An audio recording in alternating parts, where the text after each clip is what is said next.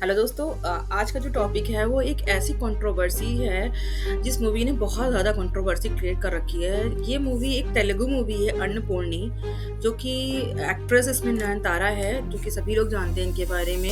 ये तेलुगु की बहुत बड़ी स्टार है और इनको सभी लोग जानते हैं। अभी भी इनकी भी नई अभी रिसेंट में मूवी आई थी शाहरुख खान के साथ, जवान, जिसमें इनको काफ़ी फेम मिला था। और वैसे भी ये साउथ इंडस्ट्री की लेडी सुपरस्टार कही जाती हैं।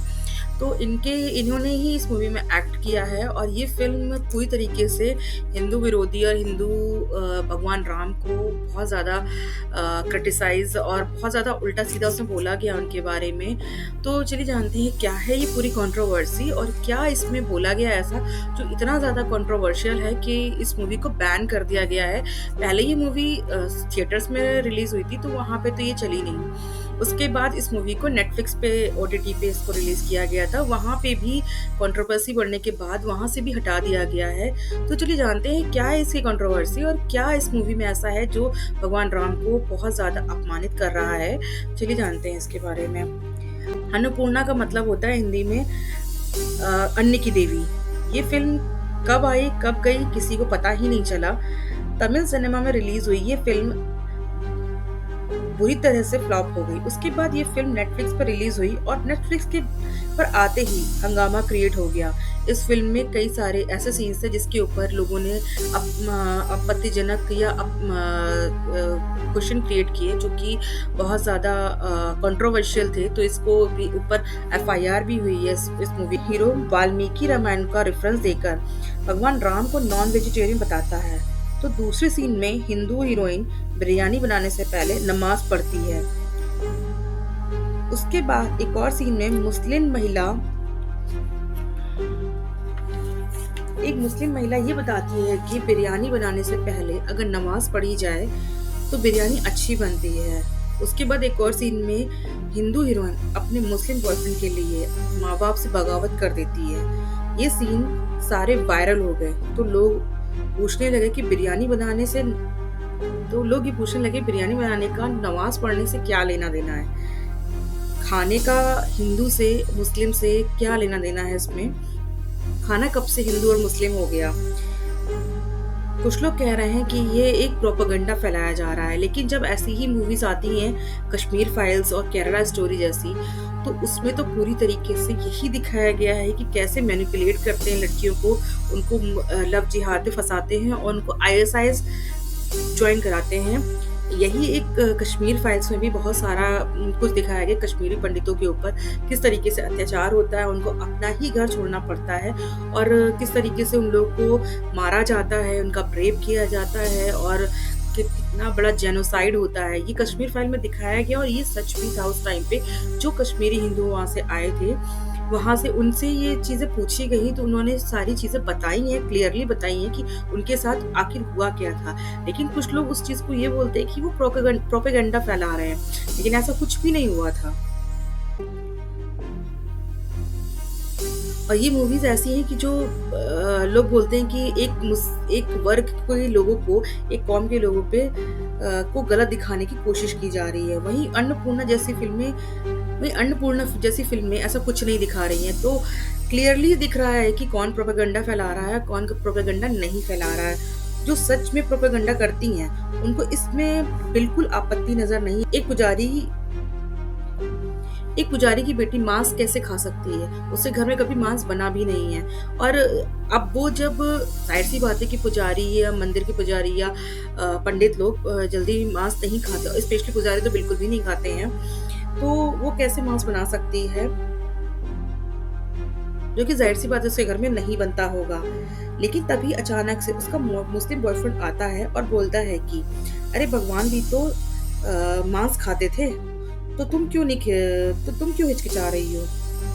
अब सोचने वाली बात ये है कि अगर कोई शेफ बनना चाहता है, तो कोई ज़रूरी है कि वो मांस ही बनाए, नॉनवेज ही बनाए?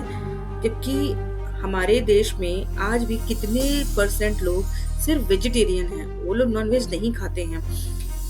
तो शेफ बनने के लिए नॉनवेज बनाना ज़रूरी नहीं होता।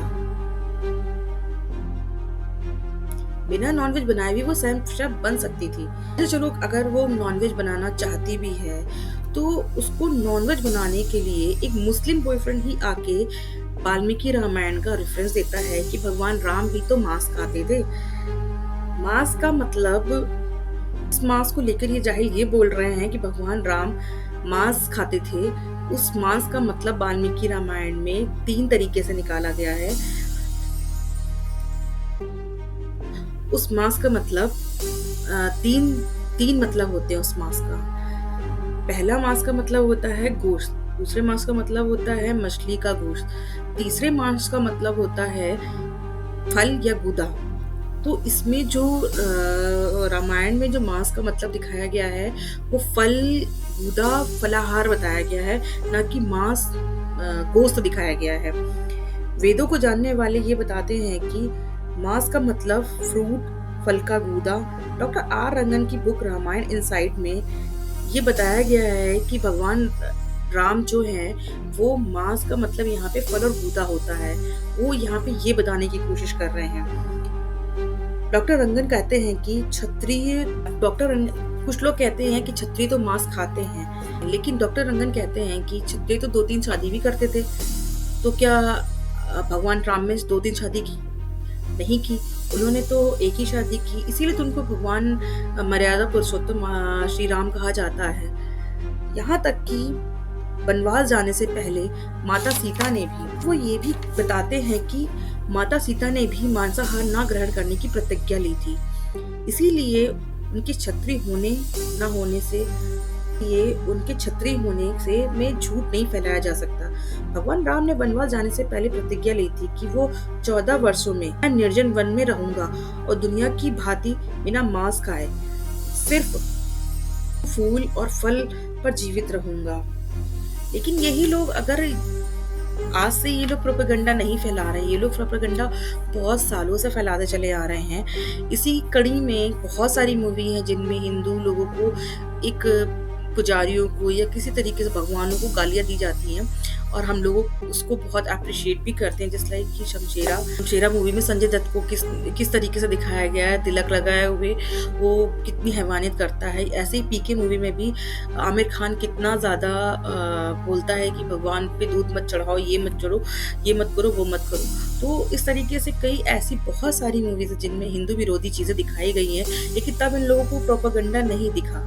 अब इन लोगों को प्रोपेगेंडा दिखता है जब कश्मीर फाइल्स जैसी मूवीज आती हैं, केरला स्टोरी जैसी मूवीज आती हैं और अन्नपूर्णी जैसी मूवीज आती है। तो इनको ये लगता है कि हम लोग प्रोपेगेंडा फैला रहे हैं, लेकिन ऐसा कुछ भी नहीं है। प्रोपेगेंडा इसको नहीं कहते, प्रोपेगेंडा उसको कहते हैं जो झूठी चीज़ दिखाई जाती है और उसको बताया जाता है। लेकिन हम कश्मीर फाइल्स और केरला स्टोरी में कुछ भी झूठ नहीं दिखाया गया है। जो कुछ भी है उसमें राइटर ने थोड़ा बढ़ा चढ़ा के लिखा है, ये सच है, क्योंकि फिल्मों का काम ही होता है कि पब्लिक को अपनी तरफ खींचना। लेकिन फिल्में भी रियल लाइफ से इंस्पायर होती हैं, जो कि कश्मीर फाइल्स भी है। उसमें जो दिखाए गए लड़कियों की कहानी वो रियल लाइफ में भी एग्जिस्ट करती हैं। उनके बारे में कई लोगों ने वहाँ जाके पता भी किया है। कितने न्यूज़ रिपोर्टर्स जाके वहाँ पता करके आए थे कि उन लड़कियों से मिले भी थे, उनकी फैमिली वालों से भी मिले थे जो जिनको कन्वर्ट करने की कोशिश की गई थी और जिनको कन्वर्ट किया भी गया था और उसके बाद भी उनकी घर वापसी हुई है। तो ऐसे उस चीज़ को झूठ नहीं बोल सकते कि वो झूठ ही फैलाया गया, प्रोपेगेंडा फैलाया गया। कश्मीर फाइल्स में भी यही दिखाया गया है कि कश्मीर फाइल्स के जो हिंदू थे, जो हिंदू पंडित थे, उनसे भी कई लोगों ने बात की, उनके बारे में जानने की कोशिश की क्या उनके साथ हुआ था, और वही मूवीज़ में दिखाया भी गया है। जो उस मूवी में एक लेडी को काटते हुए दिखाया गया था वो भी एक रियल इंसिडेंट ही था। तो ये चीज़ आप नहीं कह सकते कि ये प्रोपेगेंडा था, ये झूठ फैलाया जा रहा है। एक वर्ग इस तरीके की हरकतें करता है, इसलिए ये चीज़ें बन रही हैं और लोगों में अब जागरूकता आ चुकी है। इतना भी नहीं है कि पहले जैसे लोग इतना ज़्यादा अवेयर नहीं होते थे। अब आजकल इंटरनेट का ज़माना है, गूगल का ज़माना है, लोग वहाँ जाके सब कुछ सर्च कर लेते हैं, सारे डॉक्यूमेंट्स देख लेते हैं, क्या सच है क्या झूठ है, वो सब उनको पता चल जाता है।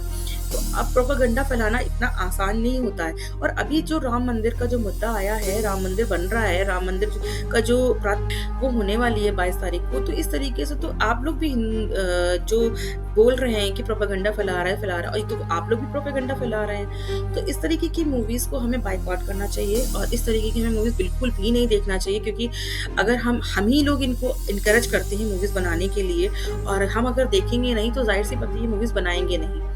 तो हमें इस तरीके की मूवीज़ नहीं देखनी चाहिए। तो आई थिंक जो मेरा जो वीडियो बनाने का मकसद था, वो आप लोग समझ गए होंगे कि किस तरीके की ये मूवी है। और मैं आप लोगों से रिक्वेस्ट करूँगी कि इस तरीके की मूवी को बायकॉट करें और मत देखें, और ऐसे ही वीडियोज़ मैं बनाती रहूँगी।